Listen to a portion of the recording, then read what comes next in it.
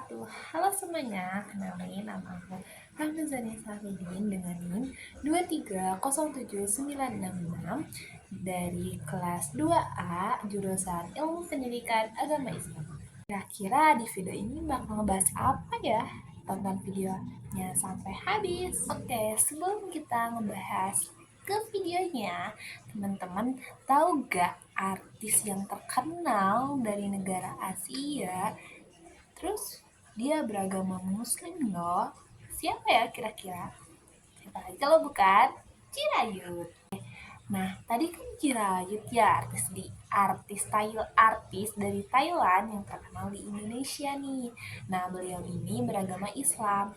Nah, ketika aku tahu gitu ya sama beliau, aku cukup kaget gitu karena beliau itu beragama Islam. Nah, jadi teman-teman bisa simpulin nggak di video ini kita bakal ngebahas apa? Nah, jadi sesuai tadi ya, prolog tadi bahwa kita bakal membahas Islam di negara Thailand. Nah, kira-kira teman-teman tahu nggak ya di negara Thailand itu ada yang beragama Islam? Nah, untuk lengkapnya kita ngebahas di negara Thailand ini merupakan salah satu negara yang berada di kawasan Asia Tenggara. Nah, fun fact-nya nih, bahwa Thailand ini merupakan negara yang tidak pernah dijajah oleh bangsa manapun dan negara manapun. Thailand ini sering disebut dengan sebutan Muang Thai atau Muang Thai, Tisabda atau Siam atau Gajah Putih. Nah, Thailand ini berada di utaranya Malaysia gitu. Kenapa disebut Thailand? Karena negara Thailand ini merupakan negara yang tidak pernah dijajah oleh bangsa manapun dan negara manapun. Dengan letak geografis negara Thailand ini yang strategis, negara Thailand ini gitu ya sering dikunjungi oleh para wisatawan dengan bertujuan untuk ke wisatanya atau ekonomi hingga ke penyebaran agamanya. Juga merupakan salah satu negara yang mayoritasnya beragama Buddha. Di tepatnya itu aliran Theravada. Untuk agama Buddha sendiri itu berada di bagian utara Thailand, sedangkan untuk mayoritas yang beragama Islam itu berada di bagian selatan Thailand. Di bagian selatan ini ada 4 provinsi yang penduduknya itu mayoritas beragama Islam. Yang pertama itu ada Patani, kedua ada Narathiwat, ketiga ada Yala, dan keempat ada Satun. Di provinsi ini juga kebanyakan muslimnya itu berbahasa Melayu yang digunakan dalam kehidupan sehari-harinya. Nah, masuknya Islam ke negara Thailand ini tidak bisa gitu ya dipisahkan dari masuknya Islam ke kawasan Asia Tenggara. Banyak pendapat yang mengatakan mengenai masuknya Islam ke negara Thailand ini.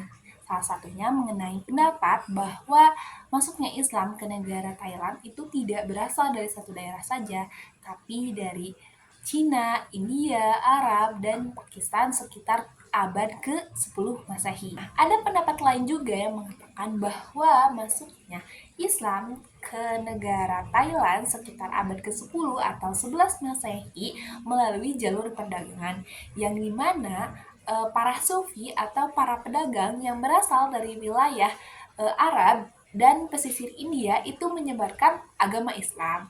Nah, ada juga pendapat yang mengatakan bahwa penyebaran Islam di negara Thailand itu berhubungan dengan kerajaan Samudra Pasai. Ada pendapat lain yang mengatakan bahwa masuknya Islam ke negara Thailand ini itu dari Champa di pesisir Annam atau Vietnam, daerah pinggir laut Cina Selatan. Nah, di sana itu terdapat semacam tulisan yang diperkirakan berumur 1039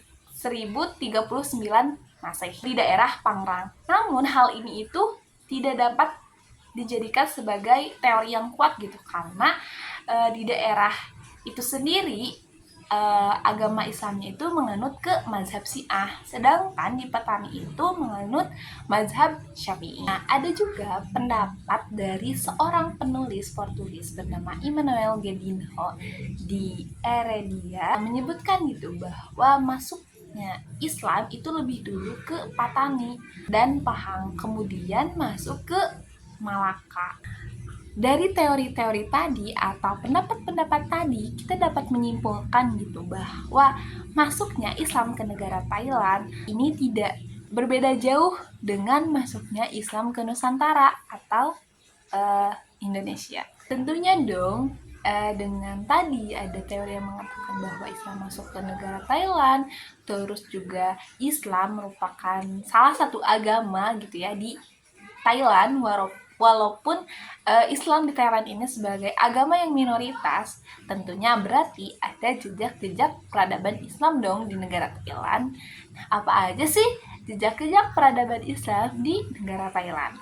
Oke, yang pertama itu ada Masjid Lok Manok. Masjid Lok Manok ini berada di Provinsi Narathiwat, tepatnya itu di Desa Tlok Manok, seperti nama masjidnya gitu ya. Masjid ini itu didiriin sama Hussein As-Sanawi. Beliau itu merupakan tokoh penyebar Islam.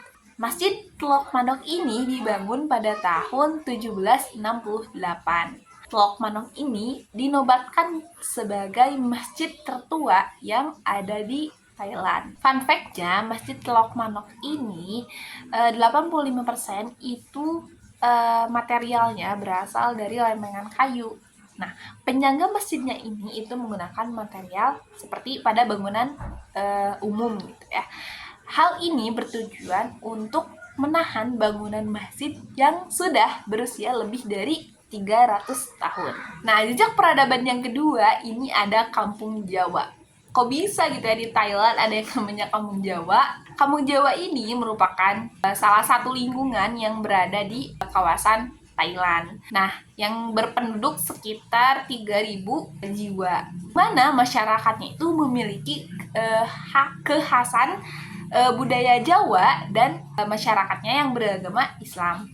Tanah dari Kampung Jawa sendiri itu berasal dari pemerintahan Thailand.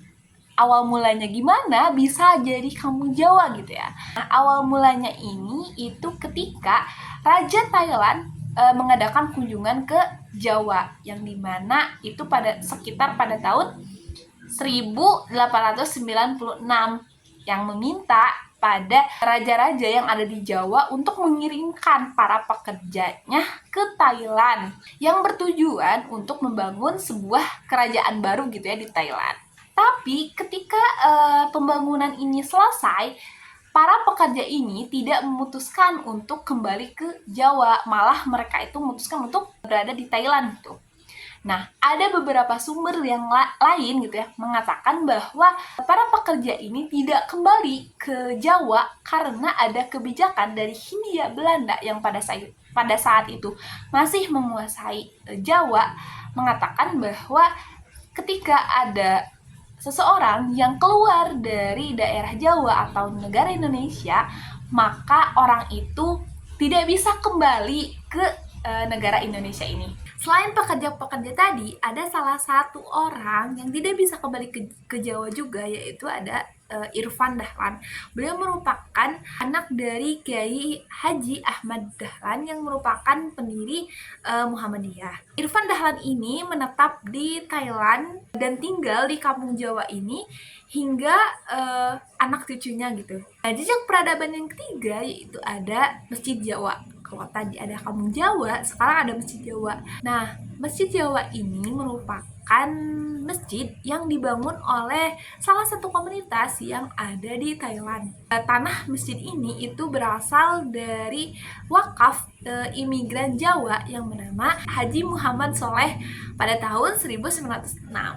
Nah, keunikan atau fun fact-nya gitu ya dari Masjid Jawa ini itu terlihat dari arsitektur masjidnya itu, yang dimana menggunakan arsitektur Jawa yang bisa terlihat dari tembok masjid yang berwarna hijau muda dan atap yang berundak. Masjid Jawa ini bisa menampung sekitar 200 jamaah. Nah, di Masjid Jawa juga terdapat sebuah madrasah yang dimana itu digunakan tempat untuk pengajian, baik itu anak-anak maupun orang dewasa. Depan atau di seberang masjid juga itu terdapat area pemakaman khusus untuk Muslim. Dalam penyebaran Islam di Thailand, tentunya kita tidak dapat memisahkan penyebaran ini gitu ya dengan para tokohnya. Nah, di Thailand juga mempunyai para tokoh penyebar agama Islam. Nah, yang pertama itu ada Haji Sulong.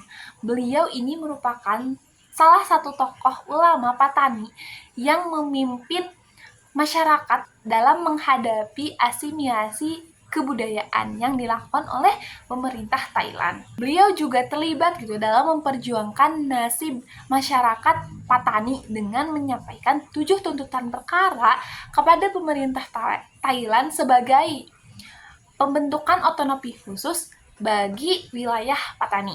Dalam memperjuangkan otonomi khusus untuk Patani, Haji Sulong ini juga membentuk sebuah madrasah yang bernama Al-Ma'arif Al-Watoniyah.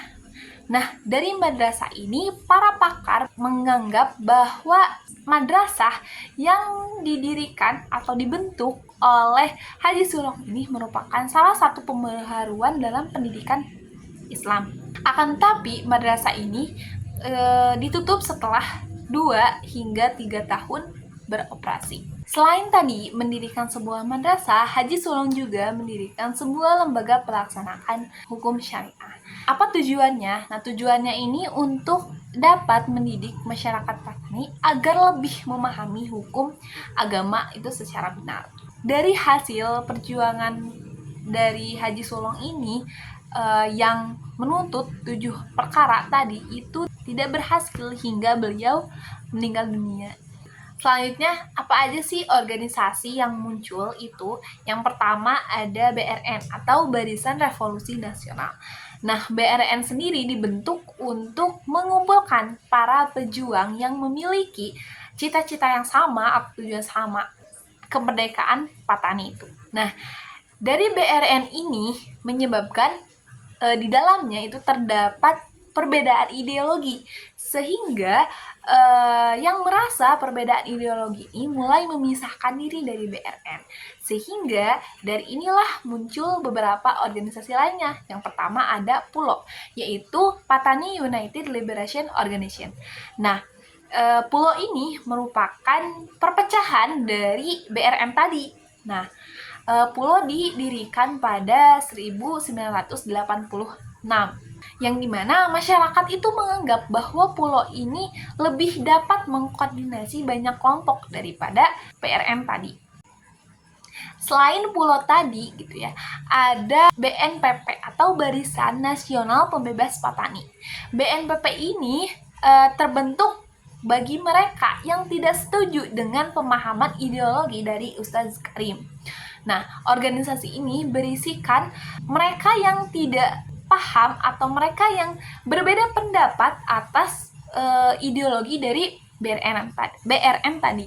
Selain tadi ada Haji Sulong, ada juga tokoh penggerak reformasi yang lain, yaitu ada Syekh Profesor Dr. Ismail Lutfi Japakia. Nah, beliau ini merupakan tokoh reformasi juga gitu ya. Nah, berbeda dari Haji Sulong tadi gitu ya, yang berkontribusi atau memperjuangkan gitu nasib masyarakat Patani. Nah, Syekh Profesor Dr. Ismail ini lebih kepada pembaharuan atau tokoh yang terkenal dalam pembaharuan pendidikan Islam di Thailand. Puncaknya ini berada ketika beliau didukung oleh pemerintah kerajaan Saudi Arabia dengan mendirikan berbagai masjid dan sekolah-sekolah Islam yang bermodel madrasah. A few moments later. Bagaimana sih kehidupan umat Muslim di Thailand pada saat ini? Nah, karena umat Muslim di Thailand ini sebagai umat yang minoritas, maka tentunya banyak tantangan atau tekanan tersendiri yang dihadapi oleh umat Muslim di Thailand. Dan masa kontemporer sekarang, umat Islam di Thailand tentunya banyak mengalami tekanan dan tantangan tersendiri dalam kehidupan bermasyarakat dan sosialnya. Di antaranya ada ekstremisme, diskriminasi, dan Islamofobia. Sampai saat ini, umat muslim di Thailand masih mendapatkan diskriminasi dari pemerintah Thailand. Kebebasan sosial politik mereka yang masih tidak mendapatkan kebebasan, seperti tidak mendapatkan kebebasan bersuara dan mengeluarkan pendapat. Namun, umat muslim di Thailand terus memperjuangkan hak-hak mereka serta meningkatkan peran mereka dalam kehidupan sosial dan politik mereka di negara Thailand. Oke, itu dia penjelasan dari aku mengenai Islam di Thailand. Semoga bisa menambah wawasan kita semua. Terima kasih sudah menonton sampai habis. Wassalamualaikum warahmatullahi wabarakatuh.